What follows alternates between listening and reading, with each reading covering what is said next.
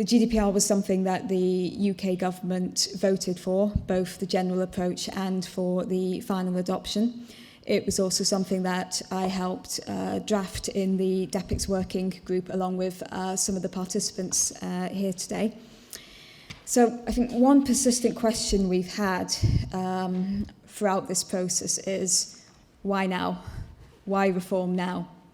And there's been, I think, quite naturally concern that we might do a very drastic, radical overhaul of the GDPR, which might threaten in particular our adequacy status with the EU.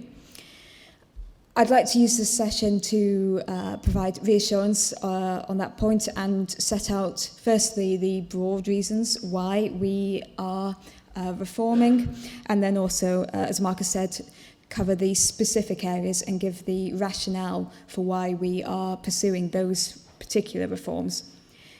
Also highlighting the changes that we've made between Bill No 1 that was introduced last July and Bill No 2 that was introduced in March. So, just move the slides. So I said at last year's event that our reform isn't just going to be about change. It's going to be about change and consistency. Or to steal a phrase that was used about the GDPR, and I think was used in the last panel as well, it's about evolution and not revolution. What we've had our eye on in particular since the GDPR's adoption six years ago are new types of processing situations, or perhaps ones which have become a lot more frequent in that time. And these may have come from developments in new technology, but they've also come from situations that we've observed during the COVID pandemic, in particular where it became very important for public sector delivery to depend on cooperation between the public sector on the one hand and private bodies. So for these sort of new situations, there's been various questions that have cropped up in consultation, in our research, in our work with stakeholders on the interpretation of the GDPR provisions, areas where maybe there's a lack of certainty, and of course uncertainty itself can act as a barrier, a hindrance, and also areas where we felt it was important to reflect on the question, could we actually achieve the same level of protection by doing things slightly differently? So in light of those purposes, we are aiming for our bill to achieve at least 5 broad aims. We want our bill to achieve legal certainty, this improved legal certainty for controllers, in particular for researchers, because research is an area where we're seeing a lot of innovation that we want to encourage. We want to encourage the responsible use of data for innovative purposes that can help society. We also want to maintain the level of protection while seeing can we actually find ways to reduce burdens. So perhaps giving controllers more flexibility about how they meet their compliance requirements. Thirdly, we want to facilitate better delivery of public services. We want to ensure that we're more joined up within government and also with relevant private bodies. And fourthly, we want to be able to modernise the Information Commissioner's Office, the way it works, its governance structure, and help improve its effectiveness. And the very last point that our bill wants to achieve, in particular, which Sam will cover more, are the reforms to the international transfer regime, so to facilitate the global flow of data. So those are our broad overarching aims. Before I get into the specific detail, I'll just briefly sketch out the structure of the bill for those who might not be familiar with it. It's divided up into 5 key parts. Our first part is where the vast majority of the changes to the UK GDPR are. So changes to research, legitimate interests, SARS, accountability, those are all to be found in part 1. And so that's what the majority of my talk will focus on today. But I should also note that part 2 creates a new framework for digital identification verification services that will be spread out across the UK economy. Part 3 is also something that our Department for Business has been working on for some time, and this is about facilitating consumers' ability to request that their data be shared with different providers, with third-party providers.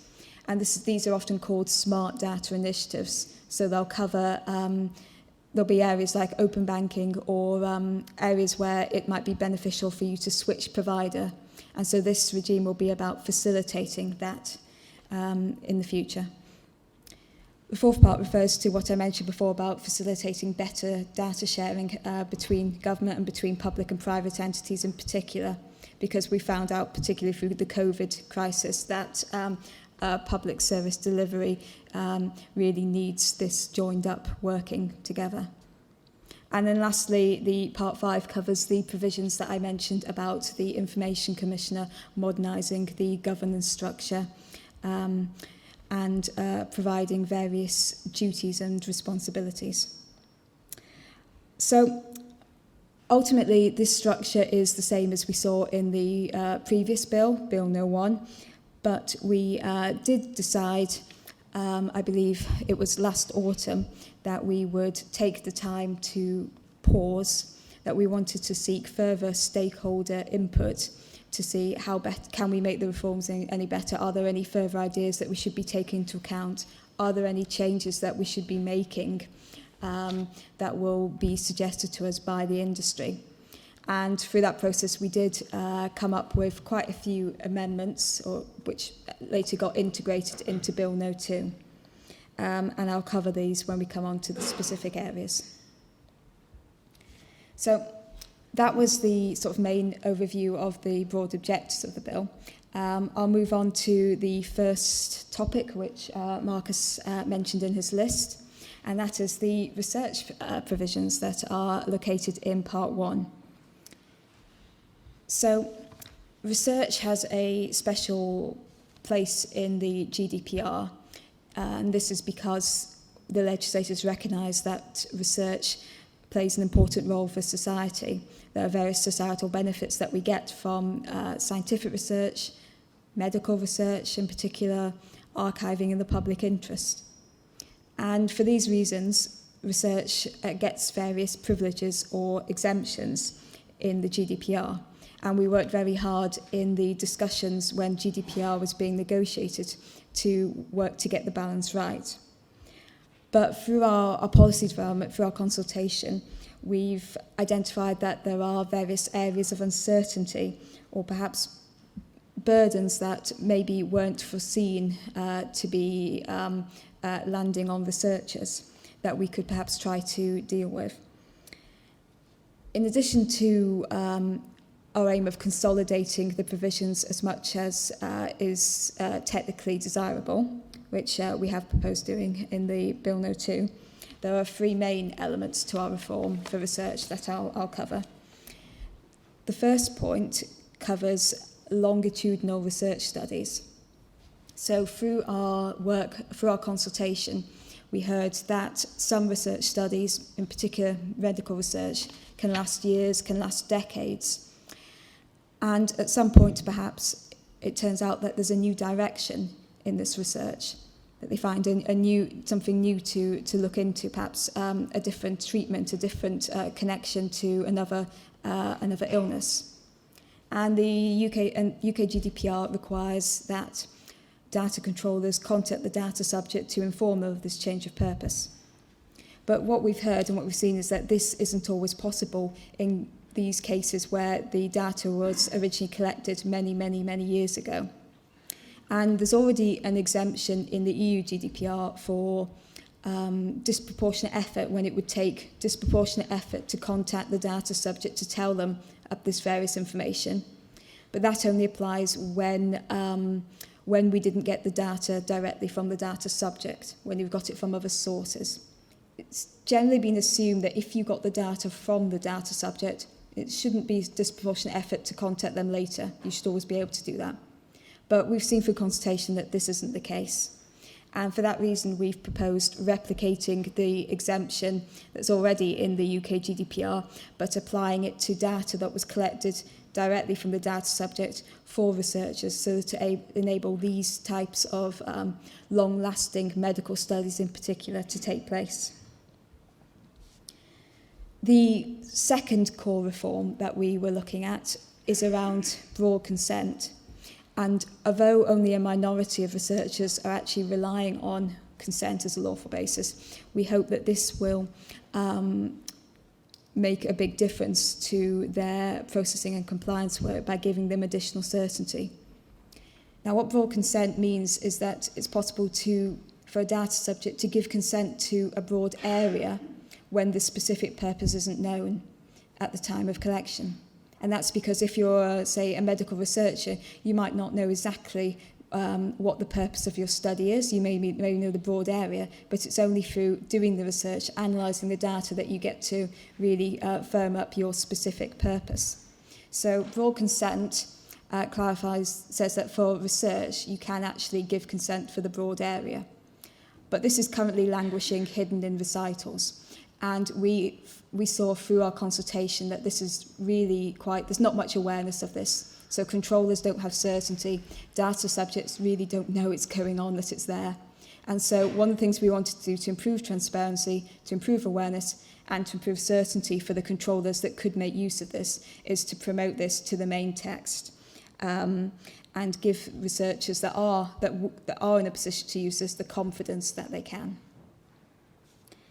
And the last research reform that I want to cover, it really gets to the heart of research. It means basically what is research? What is scientific research? What is statistical research? And this is really important because the meaning of those terms gives access to the exemptions, the privileges that are available for research. And we want controllers that that genuinely are doing, say, scientific research, we want them to have the confidence and certainty that they can use those exemptions. Simultaneously, controllers that shouldn't be using those exemptions, we don't want to give them the leeway to be able to use them. We don't want those exemptions to be misused. So in light of that, what we chose to do was take inspiration from the very helpful steers in the recitals of the GDPR and, again, promote these to the operative text to form definitions for scientific research, for statistical research. And at one of the previous events, I think the one where Marcus was chair, we were asked, why have we done this? Why have we picked the GDPR recitals? And we said, well, it's because we're conscious of the negative consequences that messing around with the definition could inadvertently have if we ended up broadening the scope too much or narrowing it, and the fact that we didn't have a clear steer from the consultation about how the definition should be. So that was why we primarily based it on the recitals. But during our sort of pause reflection moment, we did take evidence from stakeholders which recommended that we do something to clarify the status of commercial companies that are doing research. And this is one of the sort of flagship or notable changes for Bill No. 2. We have clarified that being a commercial company, operating in a commercial setting or with a commercial activity, doesn't disqualify you from the definition of scientific research. And I really do want to emphasise, because there's been a bit of misunderstanding here, we are certainly not saying that commercial uses of data, commercial processing is always research. What it definitely is research. We're not saying that product development is scientific research or commercial R&D. What we are saying is that simply being a commercial researcher does not disqualify you from that definition, which is in line with current ICO guidance, but we felt controllers would benefit from the legislative certainty. And this is because we see more and more that research is being done, let's say vaccines, for example, are being done by commercial companies and less in traditional settings such as Cambridge University, or maybe even in sort of partnership with universities. And we wanted to be able to give those type of researchers more certainty that they are eligible for that definition. But again, very important to note that they would still have to pass the tests that are in that definition, i.e. that would a reasonable person believe that this is scientific research.